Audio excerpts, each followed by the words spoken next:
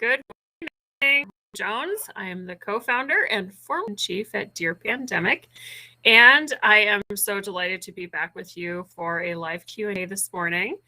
I'm really excited because we have fancy new software. Look how fancy we got over the summer. I have new buttons and graphics and stuff, and I am delighted to be joined today by 3 of our wonderful nerdy girls who are in the green room waiting for me to bring them in. So I'm going to start with Dr. Jennifer Dowd, who is joining us from the UK on her Saturday afternoon. Dr. Dowd is the current editor-in-chief at Dear Pandemic and is also a PhD-trained researcher in public health and particularly infectious diseases. And next up, I'm going to bring in Dr. Sarah Coles. Dr. Sarah Coles is a family physician practicing in Phoenix, Arizona, and she's been a contributor here at Dear Pandemic for the last probably a year, right, Sarah? Awesome. Yeah, I think we just hit my anniversary. I think so too. So thanks for being with us for a whole year. Sarah is also an expert in, she does family practice, and she's also an expert in vaccine recommendations and vaccine practices. And finally, I am also joined by Dr. Amanda Simonek, who is in Milwaukee, Wisconsin at the Zibler School of Public Health at the University of Wisconsin-Milwaukee. Amanda is an infectious disease epidemiologist, infectious social epidemiologist, just like I am. And we're going to be talking today all about booster shots. So I'm really excited. Are you guys excited to talk about boosters? Yeah. I saw some excitement. Yeah. So our heads are kind of spinning with all of the great news that came out yesterday. It was a huge day in the science world. We had good news about a potential, a successful trial of a treatment for people who have COVID-19. That's really exciting from Merck.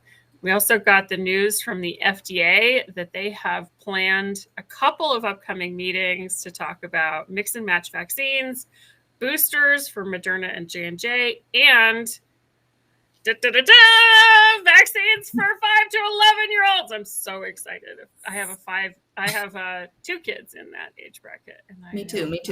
Yeah, so does Amanda. And so we're really excited about that news. I know everyone's been waiting for it. So thanks to Bridges for the deaf and hard of hearing for providing ASL interpreter services this morning. We're really excited to offer this content to a broader audience with their help. All right. So we have a lot of questions about boosters. It's nuanced and complicated, and so we're just going to dive in. Does somebody want to tell us what is the current status of boosters in the U.S.? First of all, what are boosters? How is a booster different from the primary dose that we got? So a booster shot is when you've got your first series, that primary dose. So either your first shot, if it was a 1-dose shot like J&J, or your first 2 shots, if it was one of the mRNA vaccines like Moderna or Pfizer. So if people who had a normal immune response to the vaccine, and they get a 3rd shot, that's called a booster. And that's to keep your immune response up because over time, the immune response might go down or wane. People who were immunocompromised who got a 3rd shot, they just got a 3rd shot.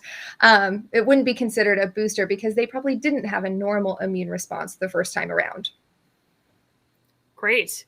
And who can tell which one of us wants to cover at this point in the US, who is recommended for a booster? It's like really complex.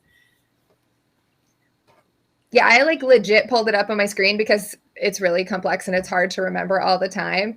So yeah. The CDC gave 2 different kind of groups, a should group and a may group. The should group are people who would very, very likely benefit from a booster shot, there's pretty good certainty of evidence that these folks will get something better from getting a booster. And that's people over the age of 65. People over the age of 14 who live in a long-term care setting. So someplace like a nursing home, assisted living, a residential care setting, or kind of a group home.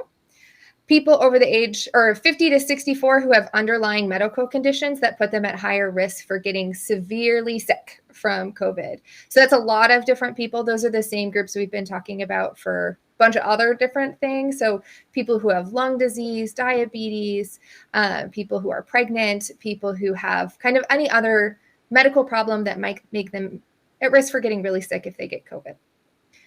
The CDC has a second group of people, the May group of people. So these are people who we should talk to about boosters because they might benefit. The benefits probably, well, almost certainly outweigh the risks of getting a vaccine, but how much it benefits them is still a little bit less known. So these are people who are aged 18 to 49, who have those same underlying medical conditions. And then people who are 18 to 64 who have high risk exposures, typically in like an occupational work type setting. So healthcare workers, first responders, food and agricultural workers, people who work in corrections, all those folks would also potentially benefit from a booster.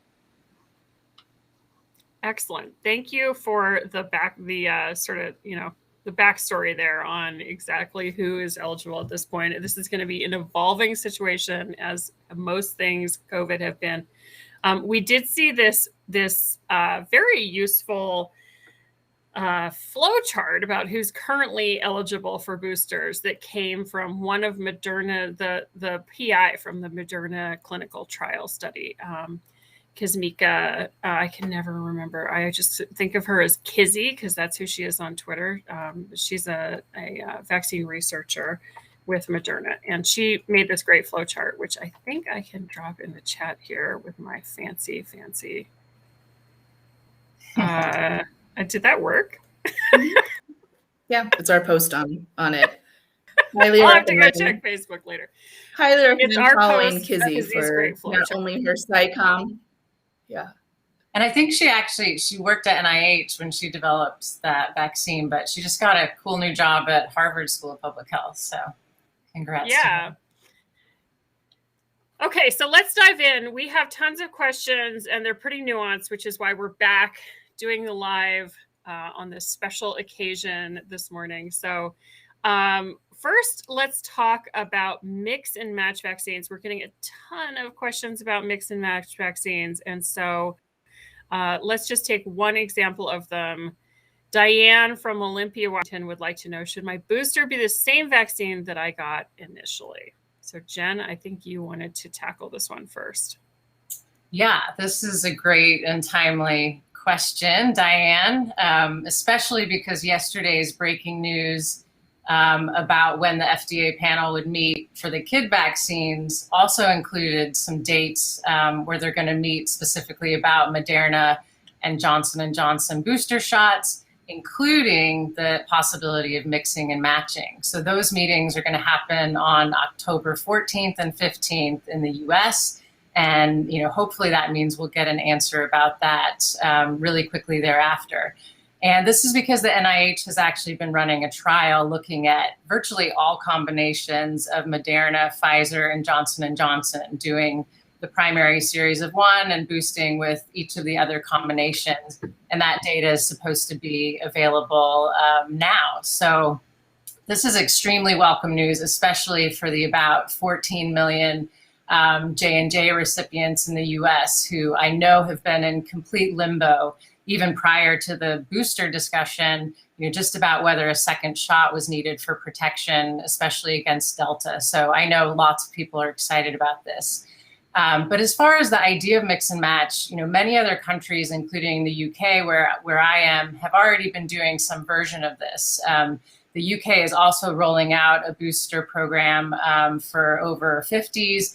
And all of those boosts will be with Pfizer, even though many people in the UK got their primary series AstraZeneca, which is an adenovirus vector, very similar vaccine, similar to J&J. And I think we know, in the initial rollouts, both Justin Trudeau and Angela Merkel, prime ministers, got one Pfizer and one Moderna vaccine. Many European countries and Canada that were using AstraZeneca, when that news about blood clots came out in younger people that was concerning, a lot of countries then switched to giving second doses of an mRNA vaccine to people who had already had one AstraZeneca vaccine. And so it has turned out to be very safe And there's also, immunological reasons to believe this might actually be a beneficial strategy. And this is called this kind of tongue twister, heterologous prime boost. The idea that the immune system, I think Amanda wrote about this in a previous post, that the immune system is kind of getting a mugshot of that spike protein from a slightly different angle if you give it a different type of vaccine. And that might be enough to stimulate slightly different immune responses. And so there's some evidence that the mRNA vaccines induce really high antibody levels, but the adenovirus vaccines might be slightly better at stronger and more durable T cell responses. And the UK actually has had an ongoing trial, and they found that the first dose of AstraZeneca followed by an mRNA vaccine gave much higher antibodies than 2 doses of AstraZeneca.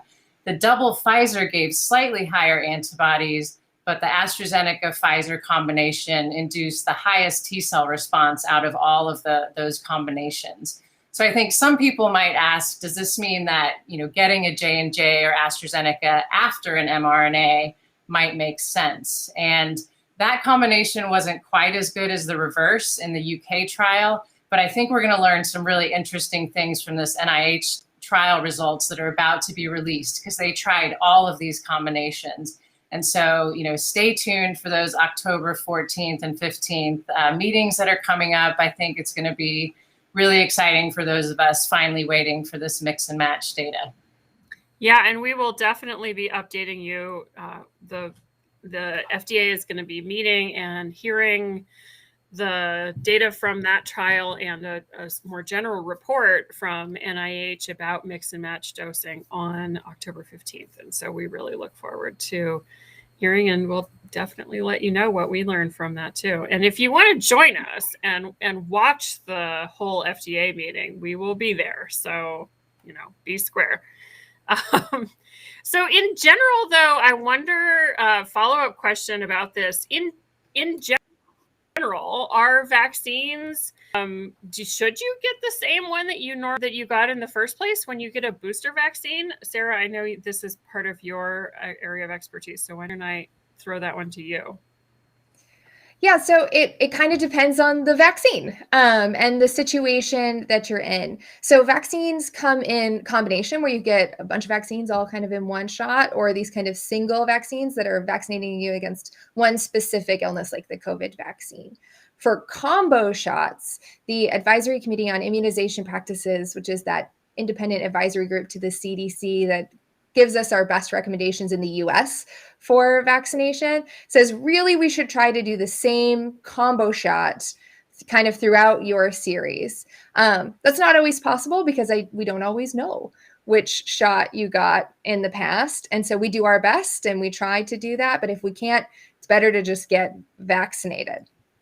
For those single antigen shots, so those things that are vaccinating against only one thing, a lot of them we have good data that you can mix and match brands and types. So for things like the Haemophilus influenza vaccine, hepatitis B, hepatitis A, rotavirus, and meningococcal, we all have good data that you can kind of get any of them, whichever brand, whichever specific type of antigen, and mix and match, which is really nice because it's much easier if you move or if you have a different clinician who's giving your vaccines, or your doctor just holds a different vaccine now because they got a new fridge. Who knows? There's lots of reasons that people might get a different vaccine shot.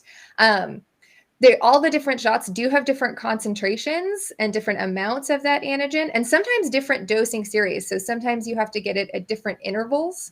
So if you're getting kind of the mix and match shot for other vaccines, then we try to give the higher number of doses that's recommended. So if one hepatitis B vaccine is 2 doses and another is 3, and we mix and match, you get 3. So that's a bit of a downside, but otherwise it's usually okay. There are some that we say we don't do that, like the DTaP vaccine for kids. You get the same one throughout as much as possible. Interesting. Great. So that's helpful sort of general info, and we can't wait for more details from this NIH study. So let's go on to the next question here. A lot of people are asking about timing of their booster shots, as well as this question about what's in the booster and does it cover Delta? So just as one example, Ruth from Talkeetna, Arkansas, probably butchered that. Sorry about that, Talkeetna. When can we expect a variant-specific booster shot, and should we wait for it? Amanda, I know you wanted to tackle this one. Yeah. So I think it was Talkeetna, Alaska, which is exciting that we have followers in Alaska. Yeah, Alaska. AK is Alaska. Thank you. Thanks. So this, we've talked about getting a booster with the same formulation of the original vaccine. We've talked now about getting a heterologous boost of a mix and match strategy.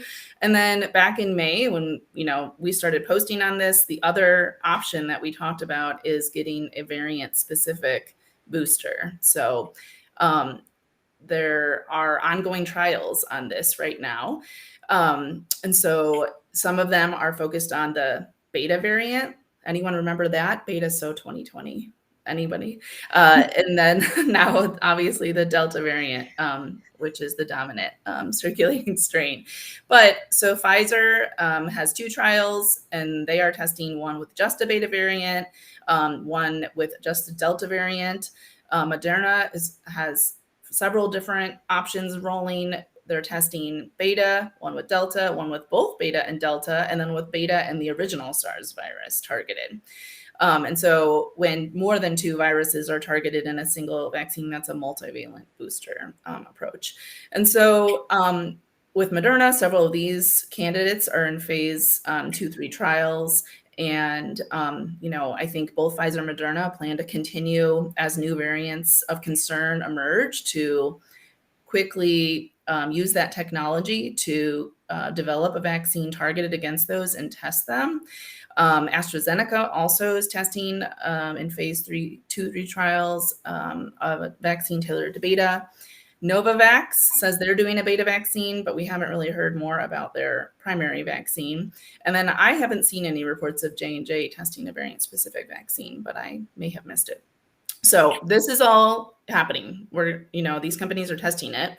How soon something like this would be available, I think I've only seen that Moderna thinks, Pfizer by the end of the year thinks they'll have some results. Moderna, I'm guessing, would be shortly after that. And maybe we're still in that wait and see period for AstraZeneca and Novavax.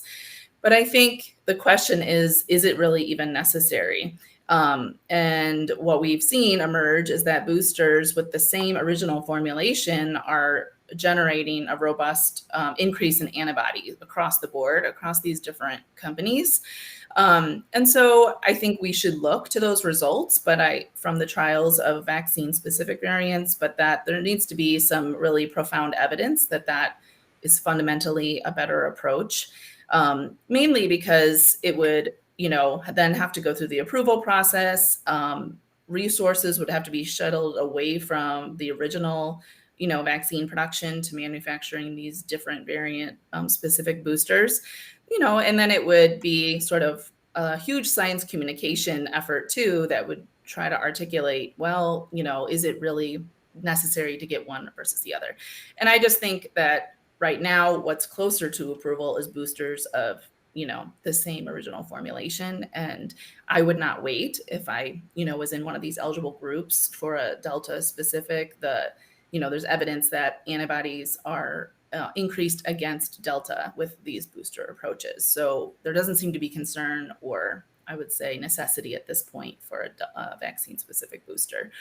I still think, it's beneficial that we are now understanding how to do this in case there is a variant of concern or escape variant in the future.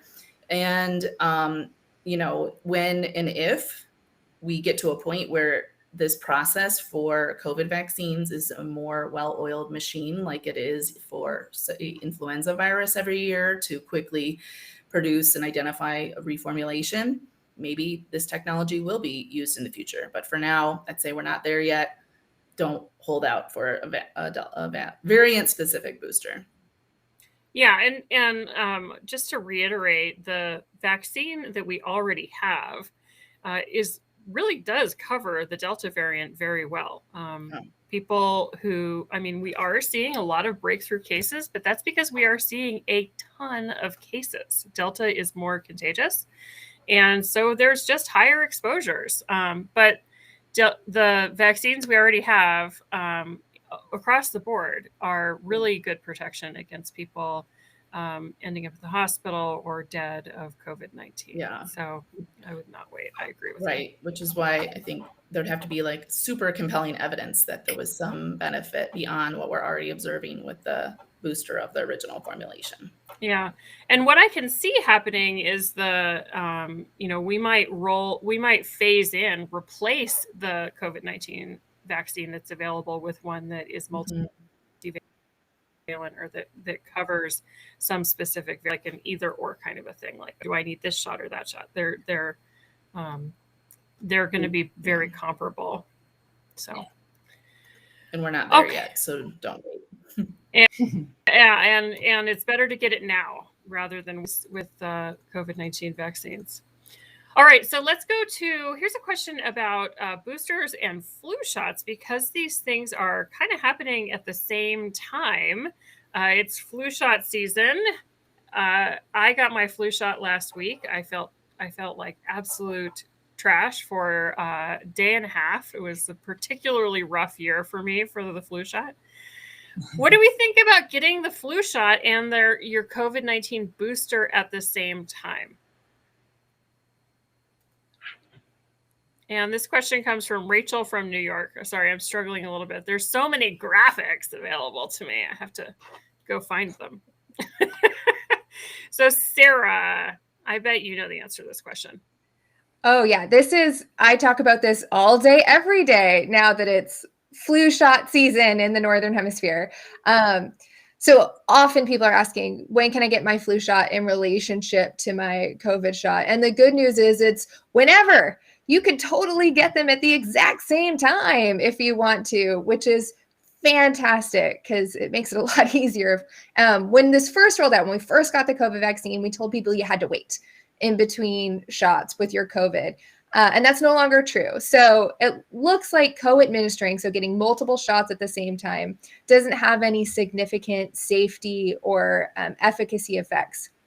Studies of this are still ongoing to make sure, but we haven't seen anything really scary or bad. So it's more about getting it when it's convenient for you to get it. So whenever you can get your shots, get those shots. Do know that both of the vaccines, flu and COVID, are kind of reactogenic, meaning that a lot of people get some kind of symptoms from their immune systems ramping up and turning on. So things like feeling a little feverish, having headache, having a sore arm, feeling tired, maybe getting some lumps or bumps in various parts of your lymph nodes. That's all really normal after both the flu shot and the COVID-19 shots. And you can feel pretty lousy, like Malia did, for a couple of days. And it usually just goes away all on its own. If you get them both at the same time, you might have more of that. So be prepared for having a day or two that's a little bit rough. I'm totally fine with that. I'm all down for just getting sick in one day, or feeling sick, because you're not actually sick, right? But feeling sick for one day and then making my family wait on me and milking it for all that it's worth, which is what I usually tell my patients, which is just like, oh, you just tell your kids to go get you stuff. Like, just make this be a day for you. But it is, if that's not something you're down for, then it's okay to space them out a little bit too. Although on the flip side, you'd maybe have some vaccine-related side effects twice then, rather than just the one time. That's true. You can milk it twice. Okay, so yes, we can get our flu vaccines on the very same day that we get our COVID-19 boosters. Thanks for that. So here's another one from. Let's see. We've got Julia from Memphis, Tennessee. If I get a breakthrough infection, is that like getting a booster shot? All right. Here we are. Do you have me there? I lost you for a second. All right. Cool. Yeah, I think this is a fascinating question. I've been wondering it myself, and I think it really speaks to what our long-term relationship will be with SARS-CoV-2 if it, continues to circulate for years to come, and becomes that famous endemic or endemic-ish seasonal coronavirus. We know that people who were previously infected with COVID-19 who get subsequently vaccinated have this really supercharged hybrid immunity that is extremely powerful. So, it would be very interesting to see what happens in reverse if you've been fully vaccinated and then have a breakthrough infection. I've been waiting to hear some actual data on this, immunological data, looking at neutralizing antibodies or some other immune correlates. But so far, I haven't seen it. If anyone knows of any that's out there, please send it our way. I think we should be seeing it soon because we know a lot of these, quote, breakthrough infections are happening. But I've heard some speculative ideas from virologists such as Shane Crotty that it probably does serve as some type of booster. Kind of like the original infection, this might vary a lot across different people. So for example, if your neutralizing antibodies had stayed quite high from your vaccinations, you might test positive with a breakthrough infection as that virus starts to replicate in your nose and throat. But this replication might get shut down very quickly because of your high levels of antibodies. And that might not provide a lot of additional stimulation for your immune system. But if you have a symptomatic disease after vaccination, which is definitely happening, I think there's probably a good chance that we'll find out that this provides a significant boost to antibodies and overall immune response. It's just, unfortunately, we don't have that data. We're still waiting on it. But I think the likelihood over, the long term is that repeated exposures will continue to remind your immune system what's going on. But we need to wait for more firm data on this. But I know the practical question is, if you have had a recent breakthrough infection after full vaccination, how should you be thinking about these boosters? And I'd be very curious what Sarah has to think from a clinical perspective. But I think if you are in one of these higher risk categories, over 65 or clinically vulnerable, the booster still probably is a good idea as insurance against another reinfection.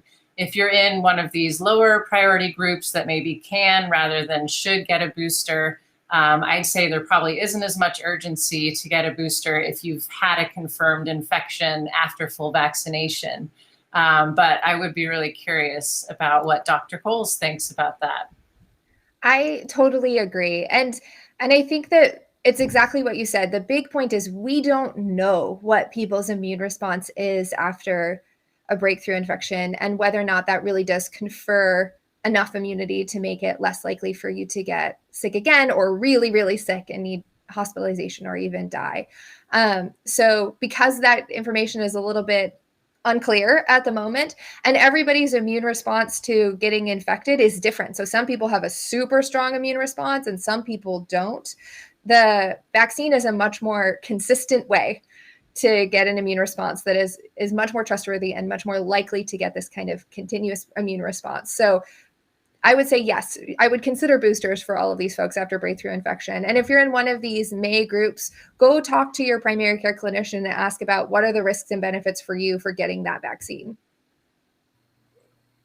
Yeah, I think that is terrific advice. We did also see, I did a really close read of the J&J results, the sort of interim results that came out.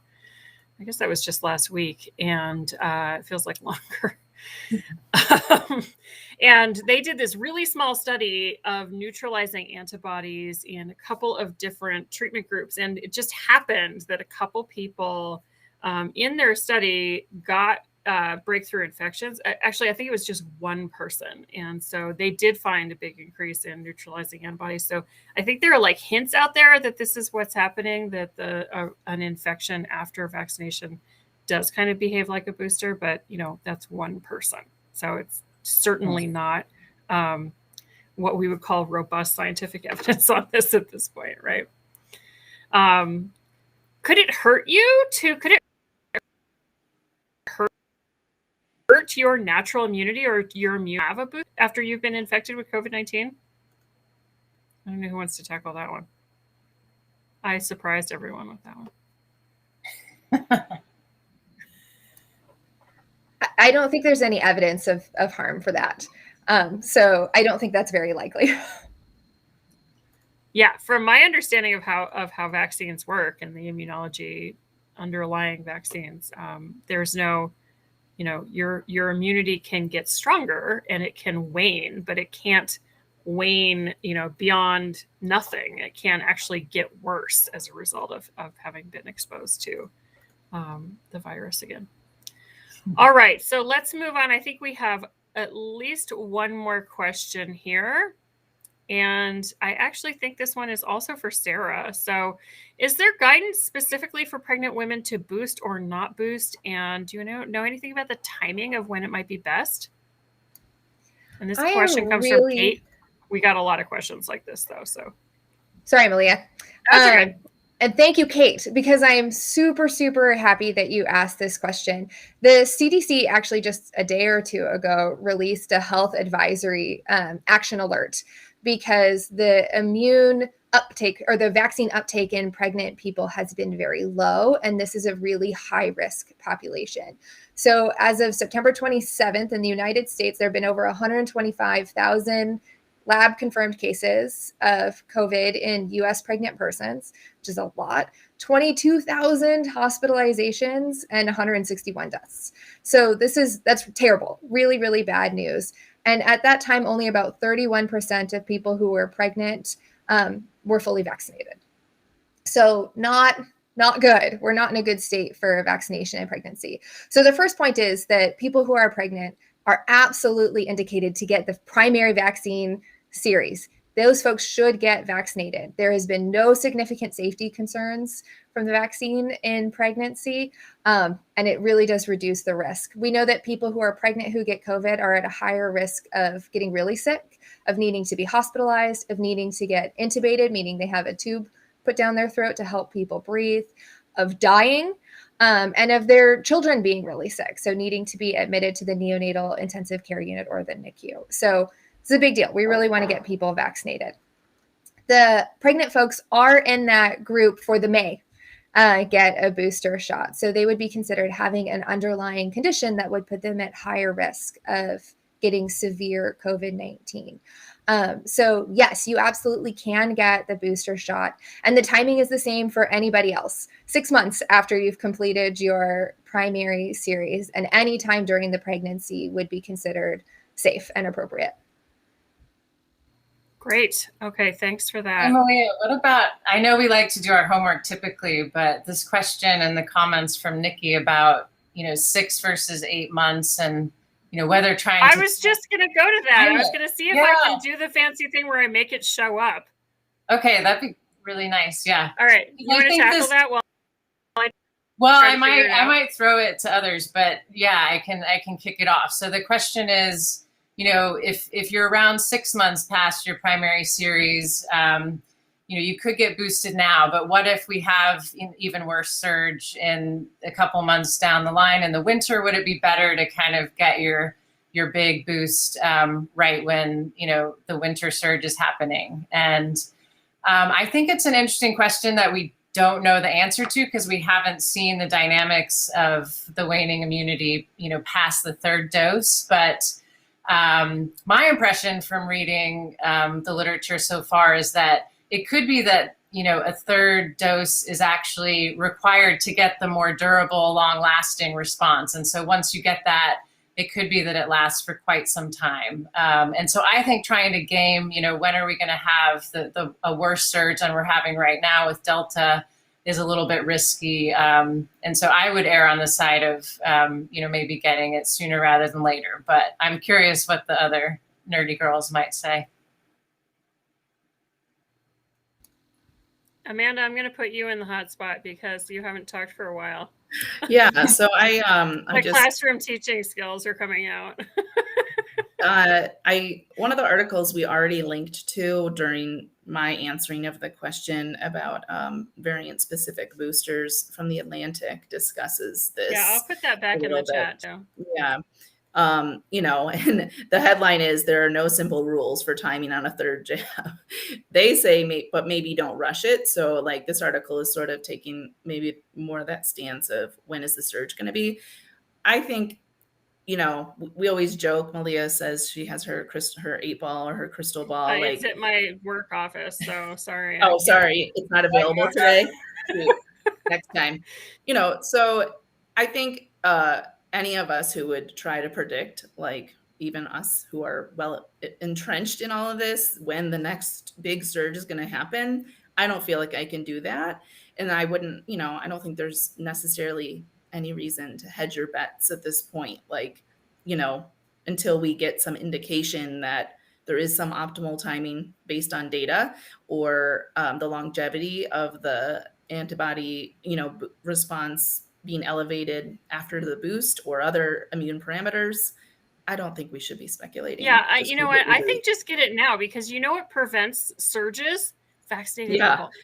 True. Right. We can, you know, prevent you as a vaccinated person from transmitting to others, having a breakthrough infection, that, you know, and alongside that, increase the number of people getting their primary doses. Like, that's going to prevent, you know, the need for a surge to happen, or not the need, there's no need, prevent a surge from happening, the need for some guessing as to the optimal time to do the boost. Yeah. Just do it. And it's not like, you know, when we look at the sort of the big picture of how immunity kind of, you know, it builds and then potentially wanes again, it's not as if you get a booster and then in 1 month it's gone, right? That's not how vaccines work. So if you get a booster now, you are still going to be just as well protected in 8 months as you would be if you got the booster in 8 months. In fact, you might be better protected, because it does take a little while for your immunity to build.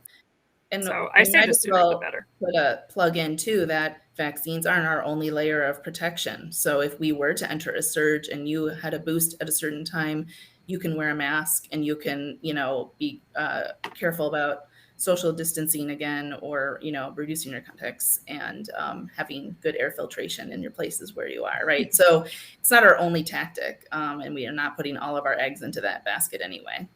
Yeah. I really appreciate the question from Nikki, because like there is this idea of like, what are the unintended consequences of rushing into this booster campaign? Should we think this through? And you know, everything is in such flux, and we're learning more every day. So I do appreciate, you know, wanting to anticipate the next phase of the pandemic. And but I think, and I also really appreciate, and I know some of our readers will make comments about this, that, you know, much of the world is still unvaccinated. And so this idea that the richest countries in the world are worried about the difference between 6 and 8 months for their third dose, when most of the world has 0 doses, you know, it's a little, that's a really privileged, right? And so I struggle with that, but I also know, based on the way vaccines are manufactured and distributed worldwide, that me declining my booster does not actually deliver a shot to someone else in the world. And so I think it's incumbent on those of us who have access to get as well vaccinated as we can get. That's kind of where I land on that. Yeah, that's a really good point. Yeah, very well said. All right, so I think we're going to wrap it up. I did see lots of other questions in the comment section here. This is so cool. I can actually see the comments live. I don't know if you all can see that, but as the host, I can see the comments coming in, and it's like super cool to be able to see them without having to switch to a million different windows. We have lots of questions about kids and kids vaccines and kids vaccines timing and kids vaccine safety and kids. We don't know the answer to any of those questions right now, but we're really excited to get some more information, especially at the FDA meeting that has been scheduled for October 26th. It's going to be like my birthday on that day. I am definitely going to be watching the you'll be in a Halloween costume, won't you, Malia? Well, not on the 26th, but on Halloween, yeah, I will be for sure. You remember the live last year when Lindsay and I both dressed up as witches? That was amusing. Okay, so we're going to wrap it up here for now. I know you have more questions. We have more answers. And, you know, we use lives on pause for a while. The last one we did was in May. I did have a very successful summer of doing lots of camping which was my goal. I went backpacking and lots of other fun stuff. I've now reached the point where I have had enough mosquito bites for the whole entire year and I'm done. I think there's some chatter within those nerdy girls of bringing these lives back on maybe a month.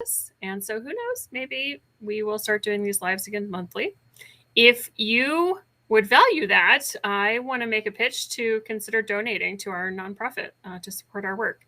The button is right on our website, and you can also subscribe on our Substack newsletter. I think I can put the link to that right here in the chat so that you can access it. We are struggling to figure out how to make all of this work from both an administrative and a financial perspective. And so if you want to support us, that would really be appreciated. I have one other pitch that I've got to make before we close here today. Carita Pandemia, which is our Spanish language mirror site, is seeking volunteers to help with community engagement. And by community engagement, we mean helping to manage the comment section. And so if you are a Spanish speaker and you want to help out with this, I'm going to put a brief form in the chat right now. And you can fill that out and let us know about your availability and your contact info to the team as someone who can help us out with community engagement work in Spanish. So thanks for that. And thanks for joining me this morning, all four of you. It's wonderful to see your lovely faces. And maybe we'll see you again next month. Until then, keep following us on social media. Check out our website, dearpandemic.org. Put all your questions in our question box.